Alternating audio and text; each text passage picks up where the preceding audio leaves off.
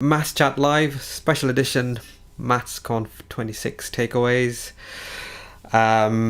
It's been another fantastic day. We got 50 odd workshops plus, and we have had 6 different ones, and we come out of these things and your head's buzzing, just percolating with all those thoughts, excited thoughts. So what better way to spend time and just share our thoughts with colleagues here. So yes, it's not just about us discussing it. If you can do that, get involved, so you can comment on your Periscope or Twitter, put some questions, and we'll do our best to address it. So I'll do a very quick round of introduction. My name is Atul. I'm a Maths Chat Live host, and I'm an online maths tutor. We'll go around. I can see Dave first, so you could go Dave first. Dave Tushingham, sorry, yeah, rather than David. Thank you, Tassel. I'm Dave Tushingham, and I am a lead practitioner in a school in Bristol. And thanks, and up to you, Matthew. Yes, I'm Matt Mann. I'm a teacher at high school in North Ormsgrove, and I teach quite a lot GCSE and quite a bit of A-level, and did a workshop, first online workshop ever. So yeah, it was fun, really fun. Well done. That's a great achievement. We'll be talking about that later as well. Yeah. And yeah, over to you, Nikki. Hi, I'm Nikki. I'm maths teacher in I can't even speak. It's been such a long day. In South Staffordshire, 11 to 18 school. Fantastic. And Rhiannon. Hi, I'm Rhiannon Rainbow. I'm School Improvement Lead Maths for the Greenshaw Learning Trust and co-founder of GLT Book Club with Dave Tushingham too. Both Maths Chat Live regulars, probably been more than anyone else. Brilliant. And Phil? Hi everyone, I'm Phil, co-founder of EZA, EdTech company that helps students with their maths. And so yeah, really interested actually to see autograph in particular from Complete Maths.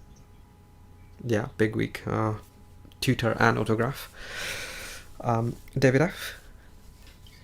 Yeah, I'm Dave Farmer, teaching Suffolk, 11 to 16 school, and I think it's probably about my 20th maths comp, so there's not many that I was at the first ever one. Is probably my only real claim to fame.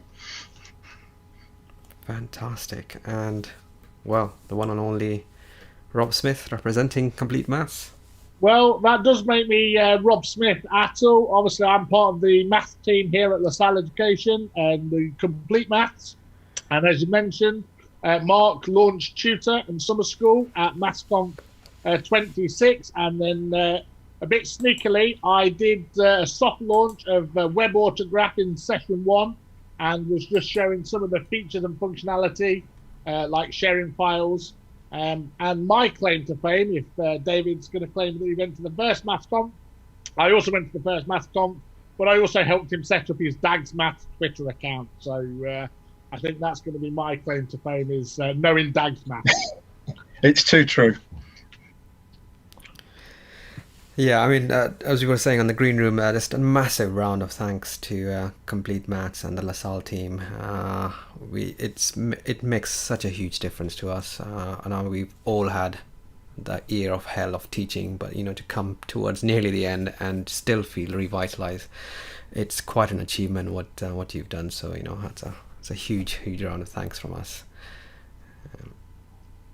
Yeah, no, that's great, Atul. And if you don't mind, I'm just going to steal the screen just to share the link to Web Autograph, just so you can see it up here. It's ag-web.completemaths.com, and it's as simple as having this object list, this animate, and this side menu, and I can just throw a point on, and it's as simple as saying, well, I can just animate in the X direction like this, or I can stop and I can animate the Y direction at this point.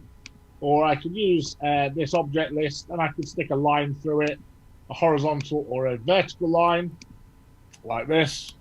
I could also just throw some points down and just group them to be a triangle. I know I've seen lots of these throughout my session, so I'm just going to show you a couple of files that I didn't show during today, because I feel like these are puzzles and problems that I think you might have come across at previous maths comps. I know this one in particular is from Johnny Griffiths, and it's the RISPs problem. So if you take any linear sequence, and here I've got a linear sequence, and you'll see that I'm going to just show you what A and D are, but you can see that this is the 5 times table, and I can change that to be, so this is now 5n plus 2.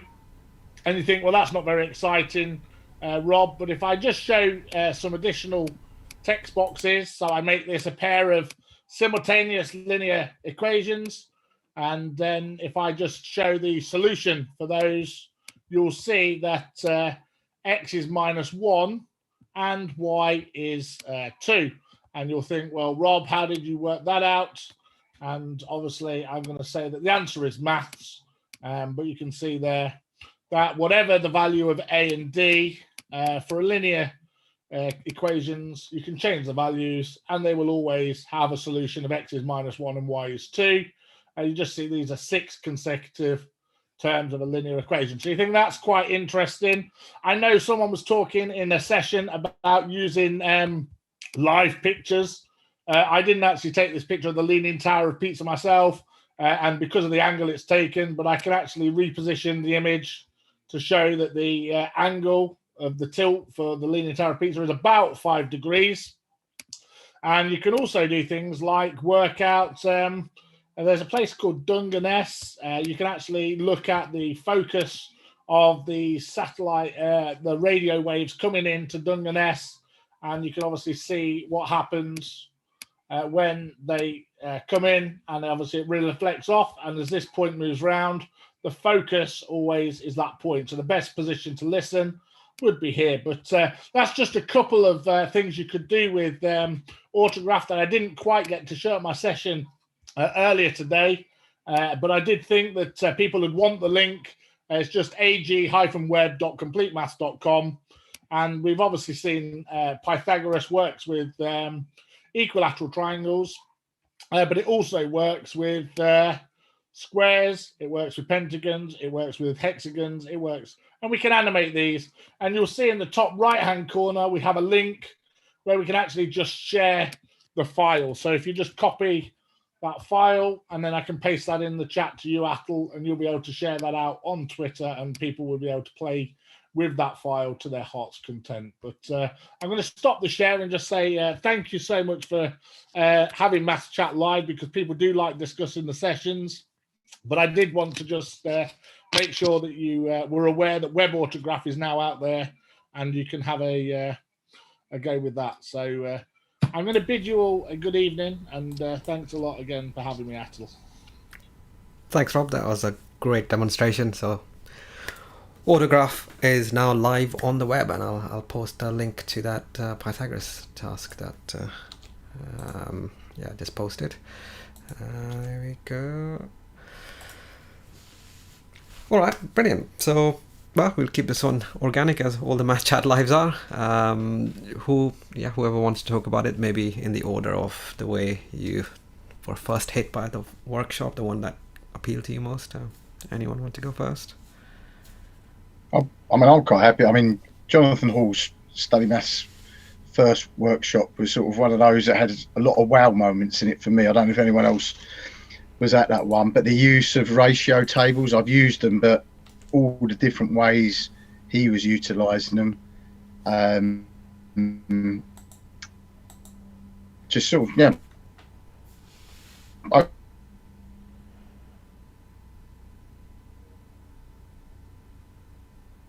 Open my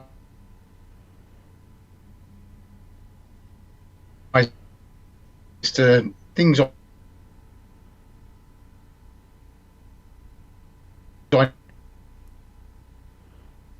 Yeah, I think we're losing you, Dave. You're a little bit choppy. Are you still with us?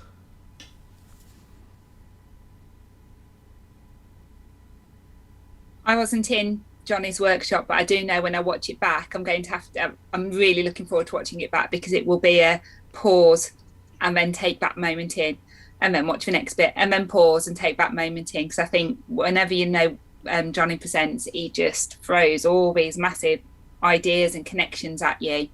And I think your head probably hurts at the end of it. Yeah, they tend to be, for me, all you have to do with his is dip in for 10 minutes. And in a sense, I know, don't get me wrong, you watch the whole thing, you get an awful lot from it. But a 10-minute slot, I find I'm still mentally revisiting and referring back to months and months down the line as well. There's just such a wealth of information within it. And whilst there's a lot there, you don't feel hugely overloaded either. You get on board with it, and you sort of, you want to go on the train with him in a sense, and follow in the direction for where he's traveling. It's incredible, isn't it?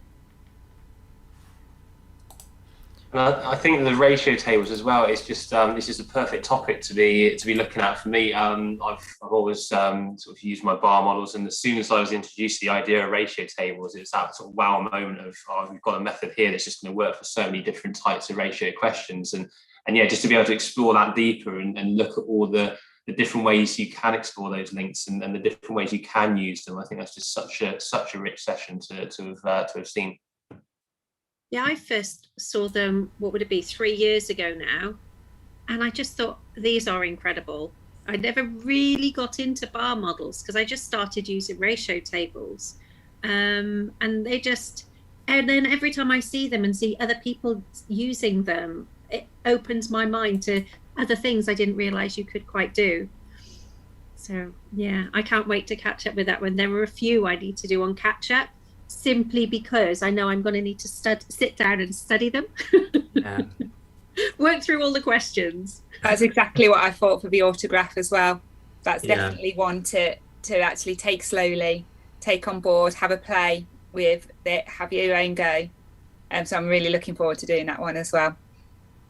Yeah, I'm assuming with the web autograph software, it's really similar to the autograph program itself, isn't it? It's very, very similar. Or is there some different features? I guess we've got to try and find out, don't we? I was wondering, how is it so different to, I guess, Desmos, which I guess a lot of us probably used. What do you think would be why you would use it over Desmos? Is it because people have used it for longer? Maybe autograph has been around for, like GeoGebra. People used to be either a GeoGebra user or an autograph user. And then Desmos has come onto the scene more recently, but you've still got quite a core of people who are used to autograph, and that sort of being the baton handed on within their school as well. I may be speaking out of turn here, but I hadn't thought about that, Phil. I don't know what other people's ideas are. Yeah. I mean, I guess that in terms of what I've used, it's been more on Desmos, but maybe there's every piece of software has its own community. And yeah, I think one that I really liked as well, I think gained a lot of attention for Desmos was actually like the paintings or like the artwork that people were making on Desmos, which I just thought was amazing. It's almost like using computers, like using Windows or Mac or Apple and Android. Is it sort of comparing two sort of very similar products? Yeah, and Matt, I know you were last time we were on. You were talking about how you're using Whiteboard in the classroom. Yeah. I guess would you use if that's already in your classroom, you'd use that instead of like something like Autograph, just for like the freehand stuff? Yeah, I think obviously Whiteboard 5. I think you're comparing Whiteboard 5 to perhaps like Microsoft Whiteboard or Zoom. They have their own Whiteboard software. I mean, I just find Whiteboard 5 more convenient because it's not like you don't have to use a platform. It's anyone can use it. It's accessible anywhere. It's easy to use. I guess it just goes down to what are you most comfortable using. How would that enhance your teaching? And I suppose with Autograph, going back to Autograph, people are familiar with using Autograph and they know the features. Then use the Autograph web software. Because when I looked at it, if I was really honest, like, this looks very, very similar to Desmos. I was almost like, it's just like Autograph with Desmos. But there might be really different features. But then I've got to find out. I've got to try out and see. Don't make too many early judgments before you actually try out the real thing. Yeah, we had Douglas Butler on. Sorry, yeah. So I was just saying, Peter Matt's just something on Twitter about that, how he uses Desmos for graphing, GeoGebra for geometry, and Autograph for statistical graphing. So it's a bit like, as you said, with the Windows and Mac, and the sort of preferences depend on what you're trying to do and what you're trying to achieve. That some might have sort of more detailed strength and then more sort of options to be able to manipulate a little bit more. Is what I'm getting from that as well. So yeah, no, thank you, Peter. Sorry, I thought to interrupt you there. Yeah, no, that's fine. Yeah, we've got some comments coming on Periscope as well. Catherine, yes, ratio tables from Johnny's one, and Colleen uses them all. We had Douglas Butler earlier on Maths Chat Live, and yeah, there's a lot more you can do with Autograph. There's more time investment in learning it. I suppose with Desmos and GeoGebra, some things are almost immediately intuitive. And you can have those multiple tabs open on Autograph. You can get those pictures in and do coordinates. The rotations, one of the biggest questions people were asking during this whole lockdown teaching was, how do you teach constructions online? And well, Autograph is it actually, and it's a much more dynamic environment. So it's quite sophisticated actually, and obviously learning with something that is sophisticated does require putting the hours in and learning how to do it. It's like learning anything online. Like for me, online teaching, this stuff, live streaming, means you have to learn all the various moving parts. But yeah, well worth it. Especially with, I think, as you said, Phil, that sort of community around using it as well, isn't it? And everybody sharing ideas. And I think that's a huge thing to come out of this year. Is even though we've been all really quite remote and isolated and locked down and blended, is that feeling of community has been incredibly powerful and almost overwhelming at times as well, with everybody coming back together. And I got there was a thread of that today throughout the whole entire day, that everybody was sort of in it together and supporting each other. And when we're at the end of a really difficult, a challenging year, but there was so much positivity and enthusiasm and interest from today. And I found it incredibly uplifting. It might just be me. And please don't think it's the wine talking, because it's sadly non-alcoholic wine at that. So don't worry about that. It's generally, I've found today incredibly uplifting, and it's just a really nice way to sort of come to the end of a year. I completely agree with what you said, and it's just the standard of maths comps. But as we've got more able to communicate virtually, although I think we're all looking forward and really keeping our fingers crossed that the next one will be able to do it in person. It's hoping, isn't it? Yeah, that's the one. Yeah. I mean, for me, obviously leading a workshop, joint leading with a workshop with Sheena Flowers. It was nerve-wracking, because I have done one actually face-to-face. Gosh, it's not that many years ago, but it's going back to Bristol, and that was, I found that really nerve-wracking. But I thought doing one online, I say, is it more nerve-wracking doing online or doing face-to-face? I found it. I really had the bugs feeling me this morning. It was like, oh gosh, butterflies going along, like, oh gosh. But I think I took out a leaf off Rhiannon's book and said, if you just literally, go for it, lead a workshop. Because actually, I think mine was sort of done through, obviously going through Maths Chat Live and then doing an A-level one that's at all. And Sheena and others have led, and that just inspired myself and Sheena to say, yeah, should we do a joint maths should we do a joint maths conf session? And we thought, well, it's not an easy topic, but a topic that probably most people want to find out is obviously transition to A-level. I know that Sheena did it last year, and I thought, well, doing a co-lead this year is good, because you get views of not just from Sheena but also from myself. And I think for us, we try to make it as interactive as possible, so not just hearing the views from myself and from Sheena, but actually I think what we really enjoyed was just obviously and the Lasauti have been brilliant in terms of keeping it really, really slick, but just being really supportive of us, and just for us to look at the chat, interacting with with many people. And there was quite a few shout outs as well with people like obviously like Tayo Mahid and Jack Brown and others. It was great just seeing them just commenting and encouraging us, and Yeah, I mean, if there's a topic that really inspires you, go for it. I think I was trying to really support, who was it this afternoon, was Joe Crowford. He did one on GC proof, vectors proof, and it was a 1 point thing like, I hope he's all right, I hope he's okay. And I was like, I was trying to, Joe, I did put a 2, and I said I might have been really naughty, because I did say that I was mentioning our graphics tablet, because he was trying to write with a mouse with something, and I was like, can you get a graphics tablet for me? So yeah, top tip number 1, definitely get on a graphics tablet. But no, yeah, he did really good job, and I know it's nerve-wracking. It's really nerve-wracking doing it, but it's well worth it. I just think it's fabulous as well that the opportunities for sharing at MassConf. As Joe said at the start of his session, he's been teaching for 3 years, and he's to be able to give a platform to share what you've been passionate about or what you've learned about in this last year of teaching. It's brilliant that LaSalle are able to do that with MassConf, and that we can hear from people about their experiences in the classroom and what's helped them and what they've changed about what they've done or what they're thinking about or their reflections on it, because you just don't get that chance a lot of the time to talk. So it is wonderful to hear from both practicing teachers and teachers or tutors as well, who are working maybe slightly away from the classroom but have still got that valuable input as well. Yeah, you just get, as you said, Nick, it's just the diversity of people, but also the ideas and the nuances and all of those things that could be really they're incredibly specialised.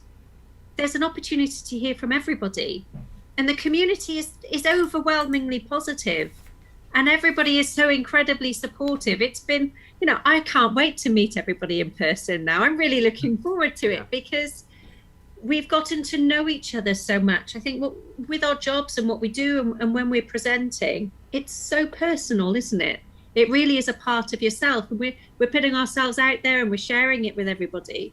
But I found at all the conferences, but the MassConf community that LaSalle have put together just does seem really quite special.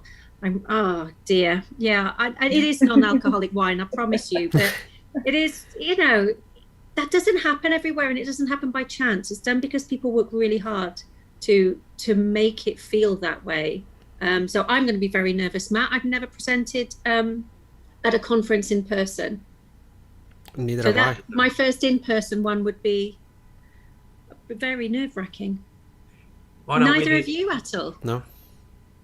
This has been the virtual realm has been my making. I would have been too nervous to present otherwise, but maybe we should. I was about to say, why not if we do, if it's a mass chat, if MassConf is face to face, why not? Shall we do a face to face mass chat live?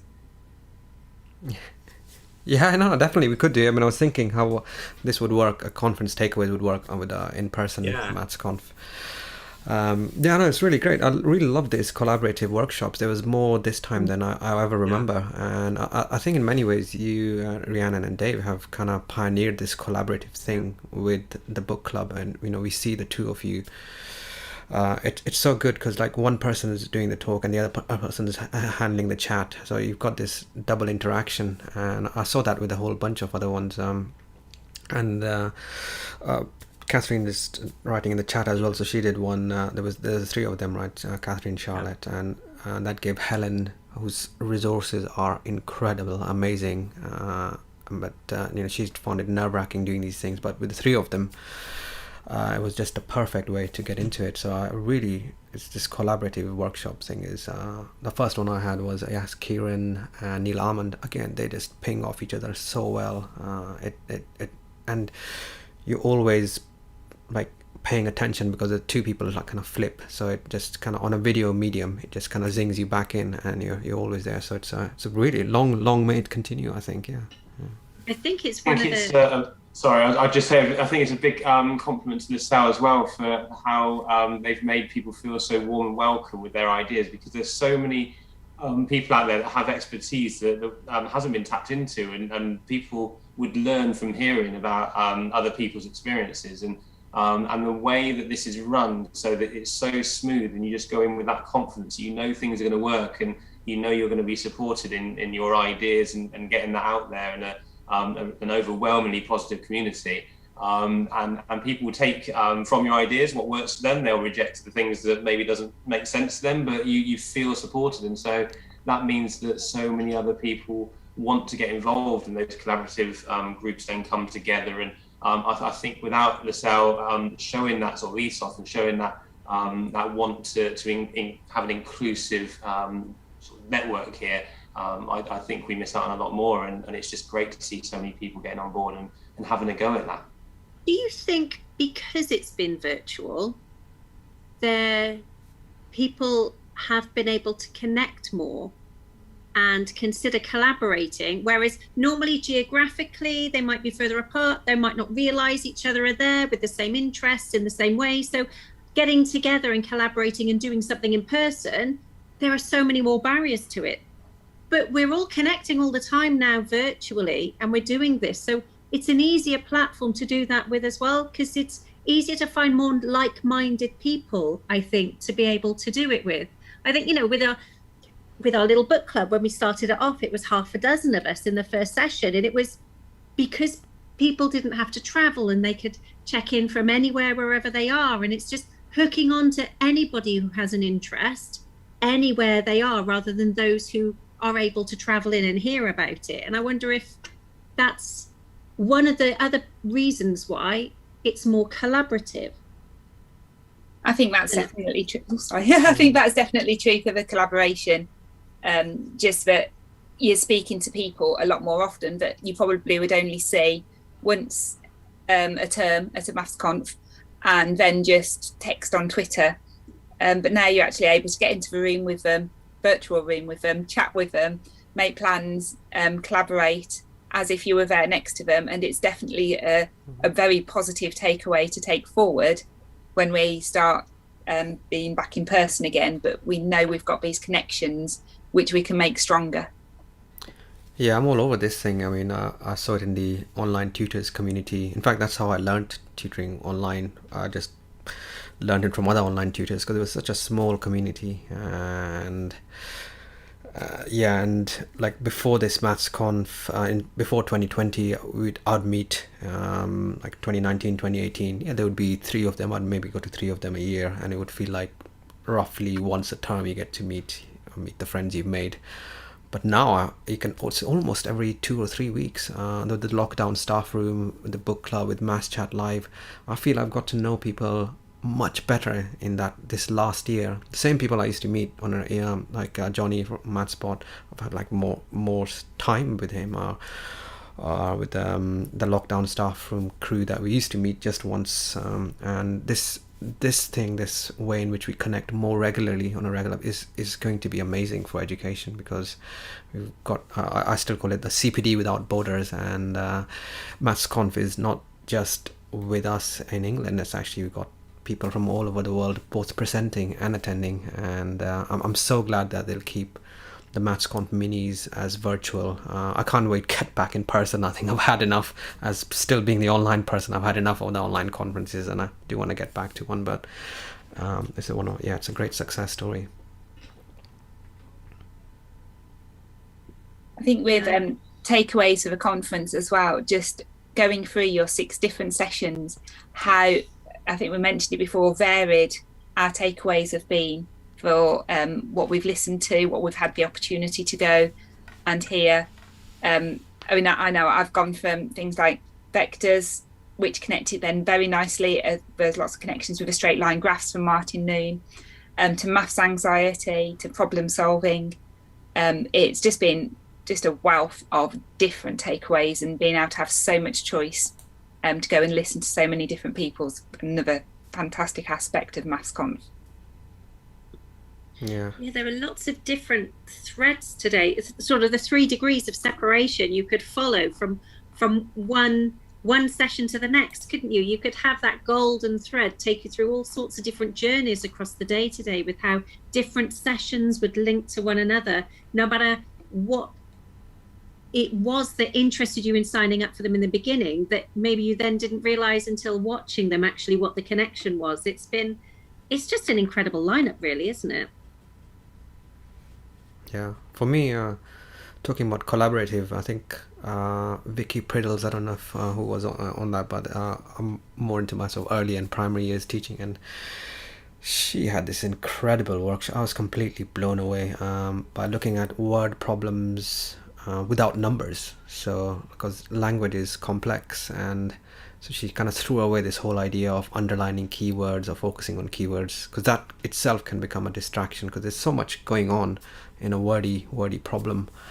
And she kind of has made this into problems without any words first, so you get used to the structure of what's happening, and then a more open-ended one with just one number, and it could go in many directions, and then eventually you get to like the kind of word problems that we're used to seeing. And the way she just broke it down was absolutely phenomenal. And her use of technology, she was using Google Jamboard, and all of us could actually make those little sticky notes on the Jamboard and interact live in real time. And I can't believe, like, she had the Zoom thing, she had the LaSalle thing, and she had the Jamboard. She was like multitasking between these three windows. So for me, that was such a good, it was an incredible standout. And yeah, because these ideas in mathematics come up again and again for us in various guises. The idea of unity, the idea of language, fractions, so it all kind of interleaves into this kind of mesh of feelings that we're having about all these things, and it's sort of, oh yeah, that makes sense, it links in what I'm thinking there and there. Yeah, long may it continue. Yeah, it sounds absolutely amazing, and I'm looking to which ones to catch up, because I'm very honest. I've been as you know, at the birthday party today, so I got the cake as well. That just to show I've been. We need to see the top of the cake as well, Dave. I know, yeah. So the top, there we go. Little Spider-Man on there, but it's something where I'm just getting a list of all the ones to watch. What are the ones that people have really enjoyed that I should be putting on my list of they're the first to go and watch? So I got Gemma Sherwood's on my list straight away. The session that she did with us today, she was just phenomenal, and I just want to go and sort of learn more from her. Are there any others that I should really be putting onto my list to go and see and watch straight away? Hopefully not mine. Apart from mine, which you are more than welcome, and Atol's as well. Actually, Atol's one is really good. I can't. We love a shameless plug. We love a shameless plug. It's got to be done.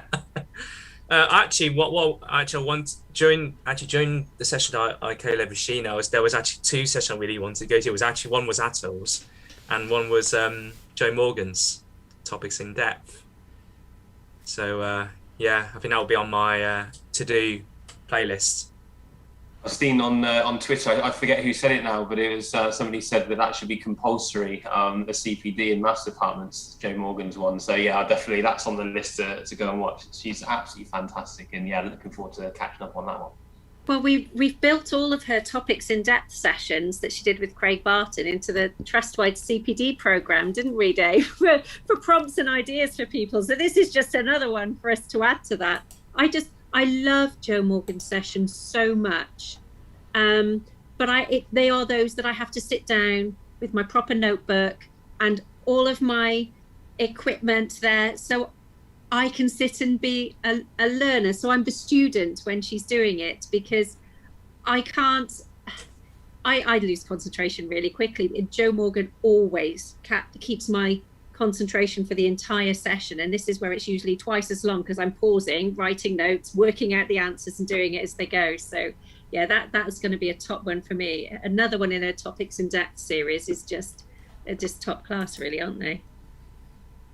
And that's absolutely right with Joe's sessions. It's like you're hanging on to every word that she says. Absolutely. I really enjoyed listening to Martin with his straight line graphs. Yeah. We've all taught straight line graphs, but just the concepts he was bringing in and thinking about with it as well, just taking it into that extra depth, that was really interesting. So that's a really good session to go to as well. On my end, I think maths anxiety with Rachel Kitson, I think that's almost like one of the starting points. Like before you even do anything else, that's like almost the foundational thing that you just need to cover. it's like a recurrent theme. Like once you get past that, you can start building on. But if you've got a student who's really anxious, nothing's really going to go. And so I think Rachel's still definitely. Yeah, I nodding along there. Rachel's session, I think it was one I've made the most notes on from today. It was just, well, to be fair, I was screenshotting and putting it into my notebook online. I know we're going to get the presentations later. I know they're going to come out when we get the recordings, but it's like, as she was saying, it's like, yeah, I want to remember that bit. Oh yeah, I want to remember that bit. Oh, I want to remember that bit as well. But there's so much in it.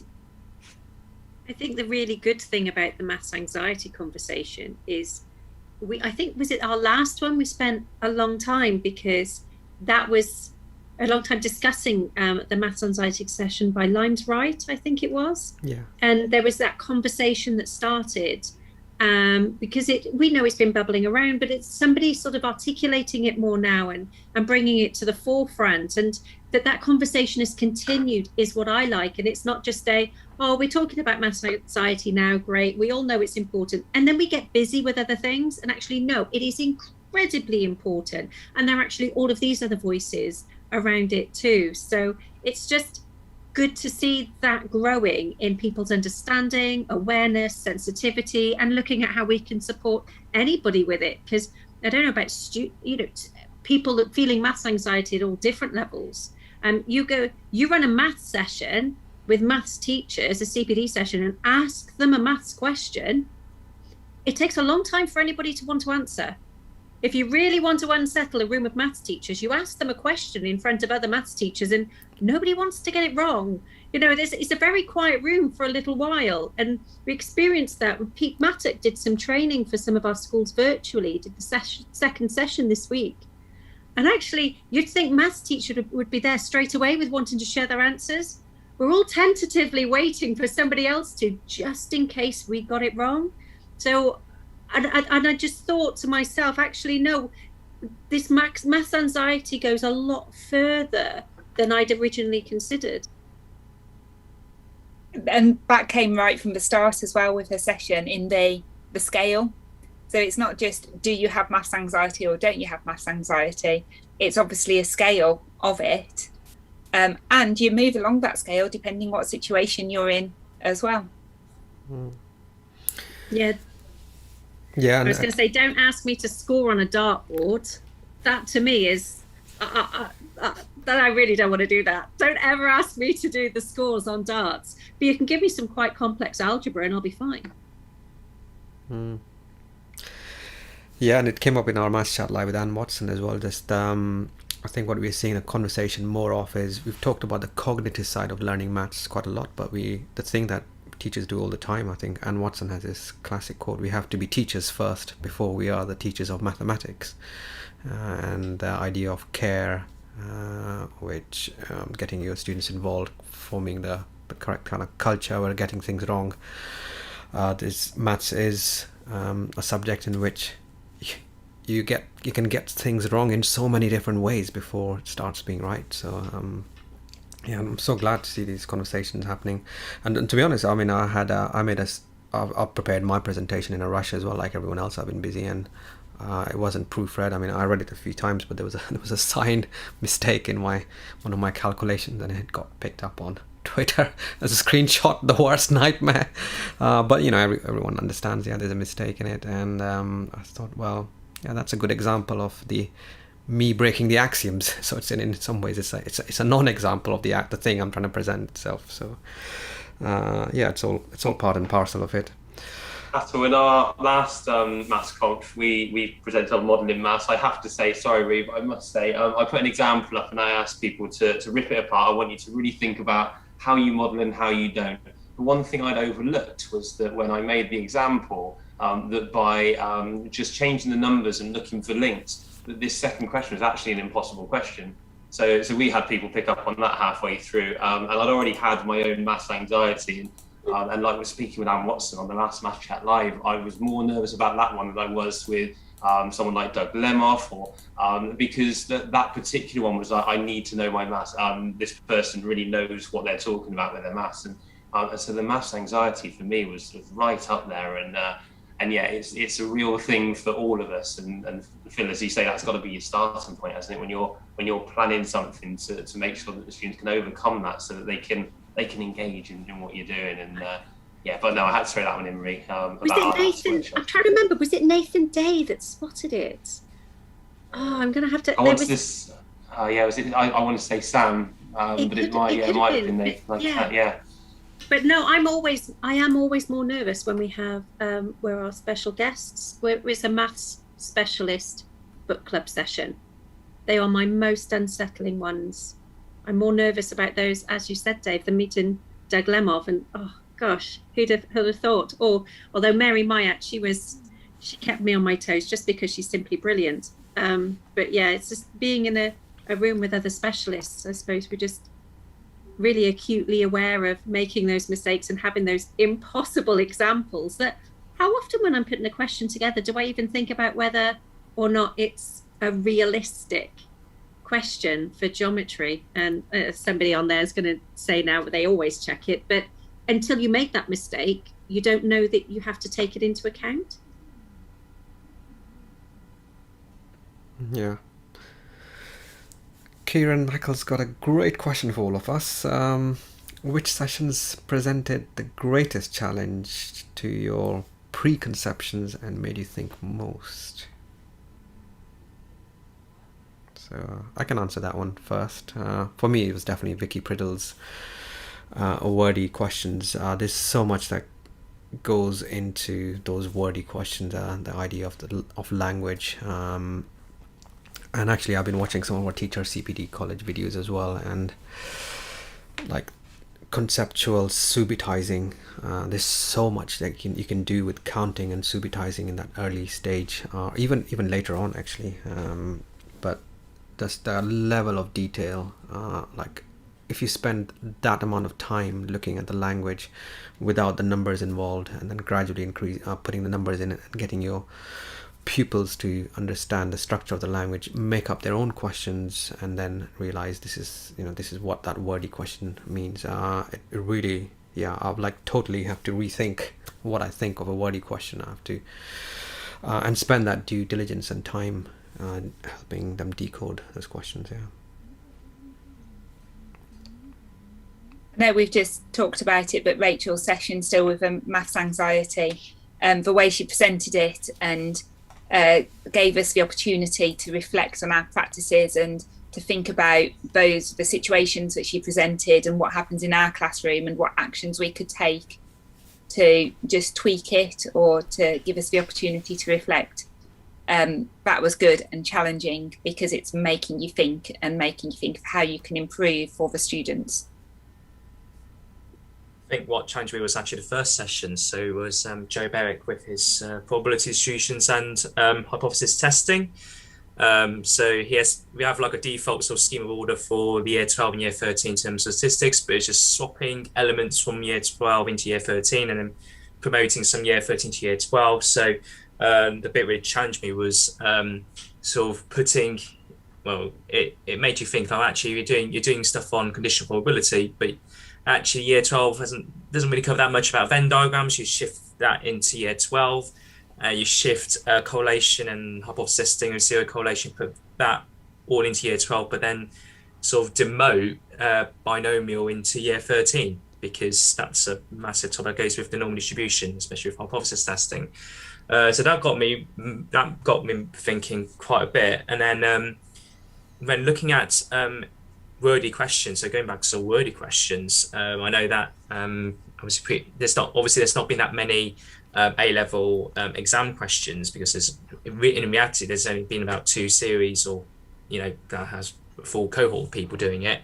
But what made me think was again delving through the archives. So our school used the Pearson Excel board.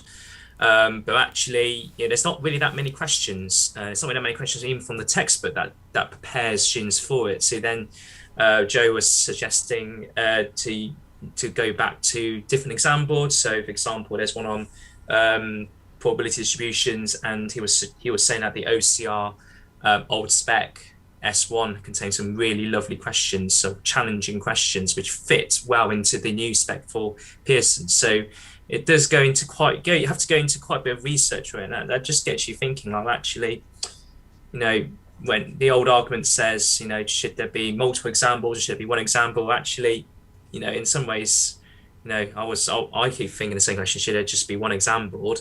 But actually having multiple examples just encourages, obviously it has competition, but also it's different examiners, examples sort of interpretation of what the subject, what should it be in the specification. So it's really interesting.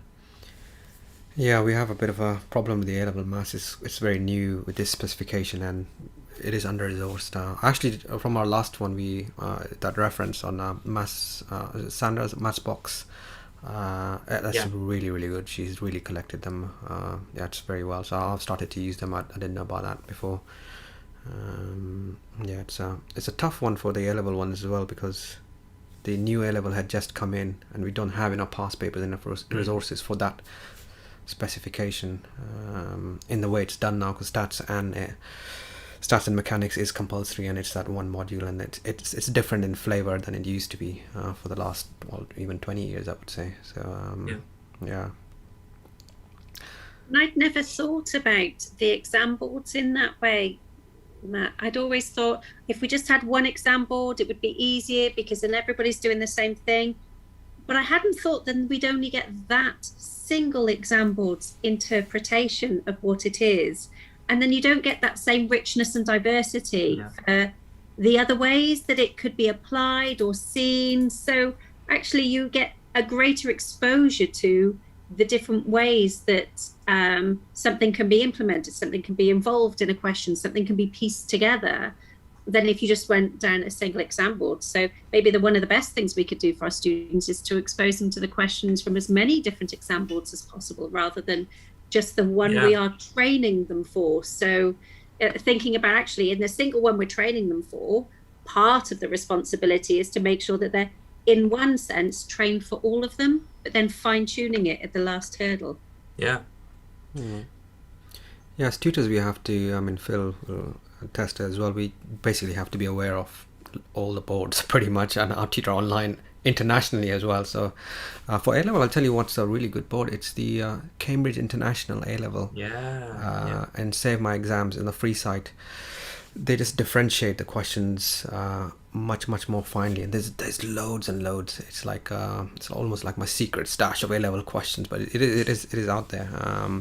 So just looking, even if you teach at Excel, just looking at some of the AQA questions for GCSE and A-level is, you just get a much richer. They're different in flavor, and I think that kind of just stretches them a little bit. So yeah, it's definitely worth looking at other exam board websites. Yeah, I mean, on the topic of like the word problems, I thought, now that you just mentioned it, I know like the 11 plus exams are a little bit, I guess they're a bit controversial, but there are so many. I think that's where I've seen a lot of students struggling. So when they come up with those problems for the first time, and I know that not everybody will take them, but it's just like when they try, when you see students, I think that's the first time that they've sort of seen these sort of like really tricky problems. I think that Vicky was coming up from a different sort of perspective. Obviously, she's not thinking about it from that, but I just thought there were a lot of parallels, sort of what we could draw in and think about how we could actually reframe these sorts of things and train students to actually think about them, rather than just being pull out, as you said, that's all like sort of just pulling out the numbers and thinking about it in sort of a very regimented way. I think it's been really good with all the sessions as well, how there's so many opportunities to go to topic specific sessions. So like Matt mentioned with Joe's A-level, I went to the numerical method by Dan Rogan. So again, he's an AQA person, whereas we do Edexcel, but that doesn't matter. Going into depth into a small topic, it gives you that extra opportunity to think about all the different aspects of it. And I really liked his the sharing of the Desmos graphs that he did as well, because being able to set up something like that is not anything I could possibly do, but being able to use them and demonstrate with them, they're definitely going into my lessons with the students.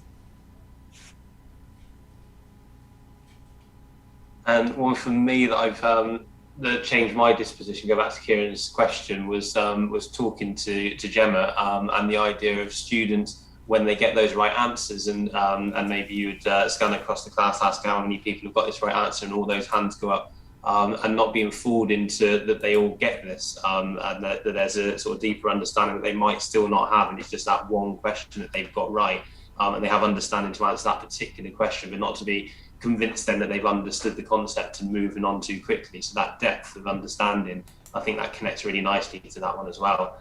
Just to look at a topic really in depth and really understand what's going on before moving forward. Yeah. Mikey Passmore is asking on Periscope, how did you all get into presenting at the MathsConf? Perhaps, looking for inspiration. 10% Braver first. Maybe we can recall our stories. Well, oh gosh. Dave and I started working on the book club together when everything sort of shut down and went into lockdown, and we thought, how could we support the schools across our trust, because CPD, right, is going to be something that they want to do but could be put on the shelf for a little while, where we're all trying to work out what we're doing on a day-to-day basis. And so Dave and I started working together more, and I think on a Saturday night we might have a glass of wine and get a little bit braver, even though I haven't seen him for over 18 months. So we're not doing it physically in the same space. And I think we sort of spotted something. Which one was it, Dave? Was it MathsConf? Yes, it was MathsConf 25. So MathsConf 24 was the first one I'd ever been to. Because for me, the logistics and the hassle of traveling and just being intimidated going on my own to one of these conferences, I wasn't very sure.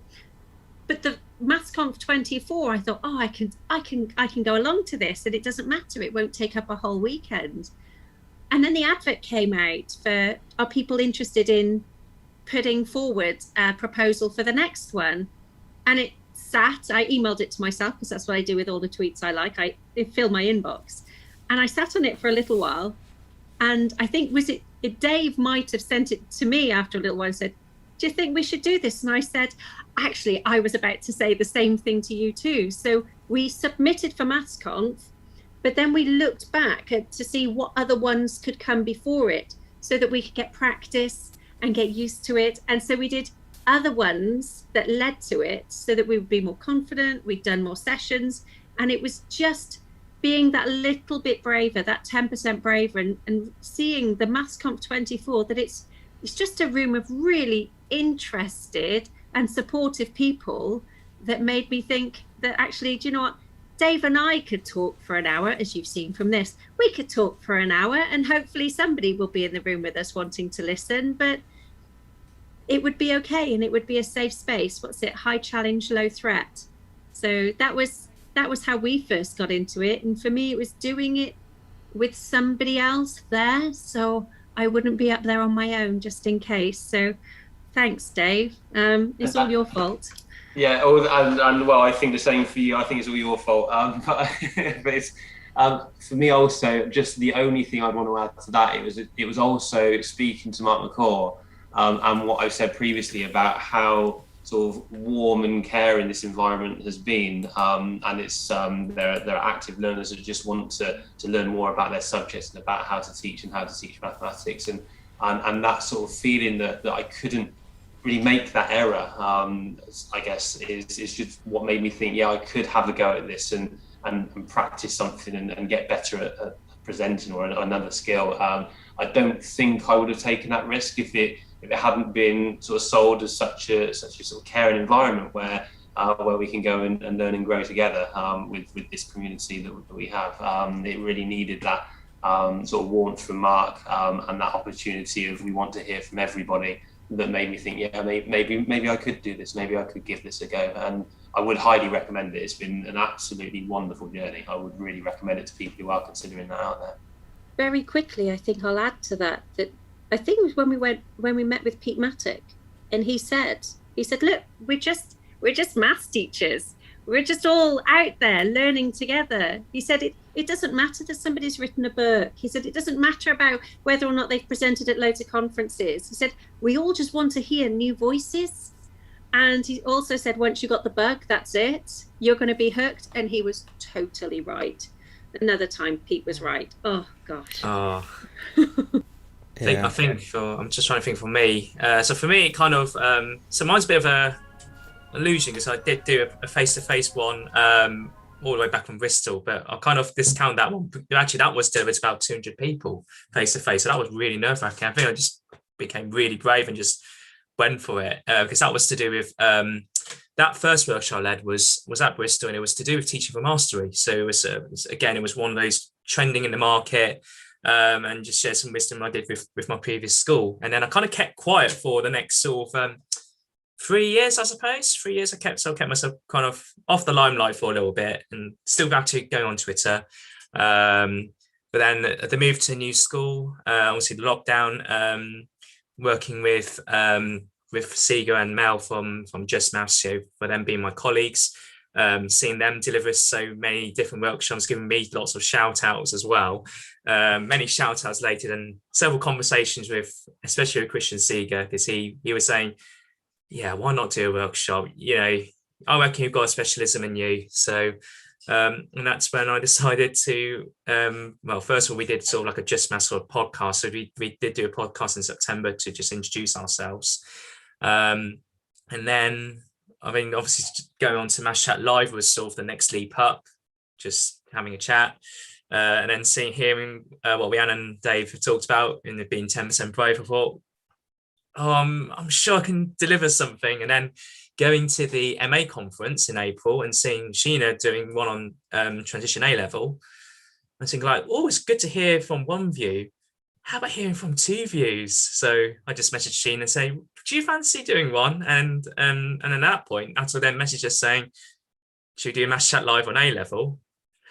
I thought, okay, we'll do that. And then that made us probably about 25% more brave. And then, okay, let's just do a workshop now. And there we go. That's doing the workshop. So that's the story. So Atul is a bit of a thread behind the scenes on a lot of this, isn't he? Oh, he is, yeah.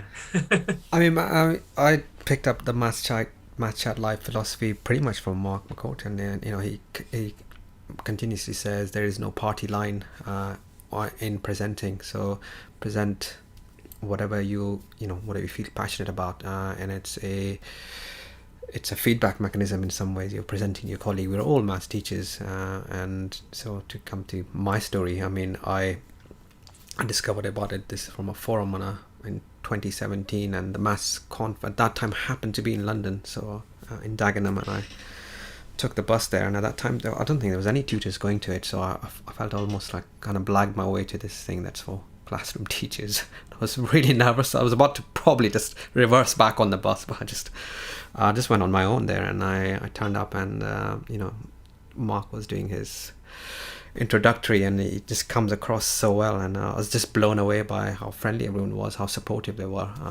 and it was nothing to be afraid of at all. And I just got involved with the whole community, and pandemic happened, and my skills suddenly sort of became known.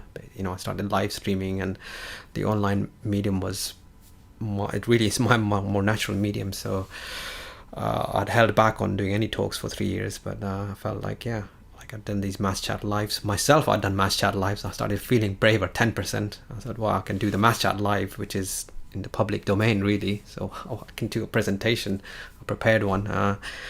And I'd never, like, all my tutoring is completely 100% responsive. So I've never prepared like a prepared lesson. It just doesn't work like that for me. So I had all those challenges to overcome and prepare a full presentation. But I went ahead and did it. But yeah, I'm seeing that on the chat from Catherine. Yeah, she's got a really good quote. Just present something you're passionate about. Just go for it, really. I mean, that's what people like to hear. We're just all maths teachers, really, and very supportive, and so yeah, that was my story. Yeah. I think the other thread going through these is Mark as well, because my first maths conf, I think, was back in 2015 on Pi Day. I think that was Maths Conf 4. So I've been going along for quite a while, and I did about 10% braver thing then, go along to one by myself, and got to know lots of people. And I can't even remember why I was talking to Mark at one point. And he was like, well, would you present? And I'm like, well, so many people have got so much better things to say than me. And like anything I've got to say, I think people have heard before, because it's just from what I've learned from others. It's like, but there's a whole new group of people coming through who haven't heard those things before, who haven't seen the impact of what they've got on your practices. So why don't you go and just say what you've learned and what you're doing? And as Catherine's just said, if you choose something you're passionate about, something that you're really interested in, then it makes it that tiny bit easier to do. And then also, like Rhiannon said, I did little ones leading up as well. Ones which were a bit shorter, teach meets, teach meet icons, which is absolutely brilliant as well. And then along to the 4-hour workshop. I'm looking forward to doing one in person rather than online though as well. I'm looking forward to actually being in a room with people to present to rather than presenting to a screen. We'll have to dress entirely then though, won't we, when we're doing it in person? We can't just have that Zoom outfit.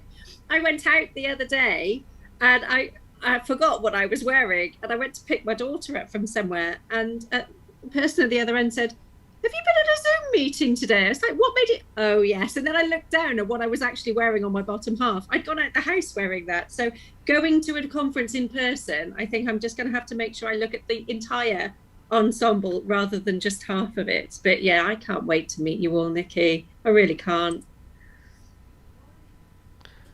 I guess Phil, you haven't presented yet, and so this is us selling it to you. How are selling it to you going so far? Yet. No, I mean, I was talking with I guess Mark a couple of weeks ago about because stuff we're doing with sort of complete maths and the platform, but yeah, maybe at some point in the future. I think you've all sold me. Yeah. I just add to that for anyone who is thinking about the idea of presenting that. And everybody out there has a unique experience, and so whatever you have experienced before is going to offer somebody else something new. So it might feel like you've heard it from other people, but your experience and the particular people that you've heard will be different to what other people have heard. So you will have made different links, and so you'll have different things to share, and those things will support somebody. So everybody is going to have something to offer that somebody else can learn from. So go for it, and people will listen, and people will take on what means something to them, and but that's for them to do. And I think if you are thinking about it, definitely have a go, see how it goes, and enjoy the experience. It's so much fun as well. It really is. Yeah, I totally agree with that, and it's a way of passing it forward as well, because we've got so much from other people who have been brave enough or happy enough to present in the past. And then passing it forward, and then hopefully others will keep passing it forward as well. Yeah. Your thing will be unique. It'll be complete. You're a unique human being. Your pupils are unique human beings, and the way it might be the same mathematics and the same mathematics structure, but the way you convey that is completely unique. It's really special because it's sort of like handwriting. It is, or voices. So yeah, it is. You'll have your own unique spin. I mean, I saw loads of things I've seen before, like bar models, Cuisinart rods being used in ways I'm very familiar with, but someone does it just that very little bit differently because their interpretation of it, their pupils, the misconception their pupils come up with, their life experience of their pupils and their own life experience as a teacher is completely different. So I learned something new with even things that I knew about using Cuisinart rods or bar models. So I know if the thing you're thinking, which is exactly what I thought, is like, oh, I don't have anything new to add, like, you have the influencers, you have the big names, and in some ways that was my philosophy with Maths Chat Live. I come from like a music background where back in the sort of 2000s YouTube etc came about, and musicians didn't need labels or anything. They didn't need to be influencers. You could publish your videos, you could publish as an independent music indie. This whole indie thing came about. So for me, this is a sort of indie teachers thing. You don't have to be an influencer. You can Maths Chat Live, like the maths concept, talk to Mark about this, is is exactly for teachers who are teaching. It's designed for you. So if you're worried about it, just pop onto a Maths Chat Live. Just get that out of the way. In some ways, Maths Chat Live is scarier because it's in the public domain. If you can do that, then you can certainly do a Maths Conf. So yeah, it's designed for people, teachers who are teaching in the field, not necessarily the big names, published authors. It's great to have them, of course. They inspire others, but they too want you to do your thing. So just do your thing you're most passionate about. Yeah. And I think find other people or one other person that helps, that you can talk to about it, when you work together, you're better, because you bring out the best in one another, and you support each other and challenge each other as well to just stretch yourself beyond what you think you can achieve. And I think actually there's a lot to be said about collaborating and working together and bouncing ideas off one another. I mean, Dave and I have gotten so much from the work that we've done with Atoll this year, and just the opportunities you've given us, and how supportive he's been in making us feel more comfortable and like others would be interested in hearing what we've got to say. So yeah, just surround yourself with positive energies and good people. I think Mark McCourt says just surround yourself with clever people, but yeah, I'd go along with that one too. And I think, don't try and do it on your own. You don't need to. There's a huge community out there. And when you're talking communities as well, the Teaching Together with the CPD College is a fantastic opportunity just to sort of like an hour of discussing and talking about maths, and then picking up threads, finding things that you've got in common with people, finding things that you might have different views on, and being able to discuss them. And that's another good starting point as well, to then say bringing that relationship with other maths teachers who are in different places, different schools, and being able to have those discussions and then moving forward from there. So that's another good opportunity to go to. Fantastic. We're gonna start wrapping up in a bit. I know it's been a long day, but another workshop I'd like to mention is the spreadsheets one, actually, by Catherine Edwards. I was just kind of blown away by how much you can do with spreadsheets. You had all that, like the lookup stuff, the if statements. There's just like a whole world of maths you can do with this technology, and I'm seeing this come up more and more.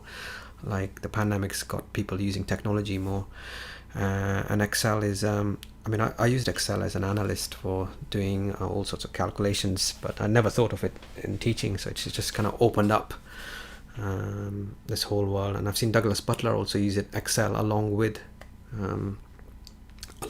Autograph. And you can do so much stats on Excel, so yeah, that's a really big takeaway for me as well, just to explore. I'll definitely be looking at a workshop again, and I almost like you, Rihanna, need to like pause every 5 minutes, make notes, do the thing, play with it, and then see, oh yeah, this works, and then pause again. And so this is definitely one of the ones I'll be going through again.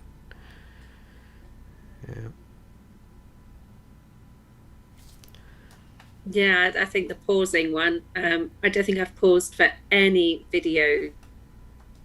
The one with Bernie Westacott and Craig Barton. So if anybody wants an online CPD thing that he did, it was Bernie Westacott did a podcast with Craig Barton, and I paused and went back so many times for that because of the richness from it. It's just, there are so many amazing people out there with so much to share, and that's what MathsConf and this community helps us to be able to do. So yeah, I just want to meet you all in person now, I think. Yeah, that's a really fantastic one. Actually, I learned loads from that one. That was one of the main references in the Field Axiom ones. Just that video series. It's that, and it's out there for free. It's incredible. It's really good. So yeah, I'll have a quick look at any other questions and comments. I think it's kind of calming down now. I think people have had enough of screen time, which is completely understandable. So yeah, we can't wait to get back to a real one. I don't know where the next Maths Conf is actually. I think is it Bristol or Blackpool? I think not confirmed yet. I need to confirm on I suppose restrictions. What is it going to be like in October? So not yet confirmed. Well, I hope it is in person. Yeah. I think as soon as it is confirmed, if it is in person, then hotels will fill up rather quickly. There'll be lots of maths teachers out that night, or people who are going to the Maths Con anyway. That's pretty much in any in-person maths conference though, Rhiannon. Yeah. It'll be my first one, so yeah, just look after me. I'll be the one in shell shock going, I don't know what I'm doing. Yeah, no, the funny thing is when you have those who deliver the workshops and they were very tipsy the night before or hungover from the night before, that's when it gets funny. Yeah, some of my colleagues are. I don't know whether Mel has had that in the past. Sorry, Mel. Oh, she's fine with it. We've been dancing in a She in a club. knows. She knows. Yeah. That's mild from me, taking a big out of her. The pop world. Well, that sounds fantastic. We can wrap it up there, and then we'll have the green room open up for another 5 odd minutes. So yeah, thank you everyone for tuning in, and again a huge round of applause and thanks. I think Mopcourt should be. I keep saying this, should be given a knighthood for Tutor, Web Autograph, and LaSalle for like doing all these incredible things. Just goes to show that we can do this thing together with the help of this community. So yeah, thank you again for everyone for tuning in, and goodbye for now.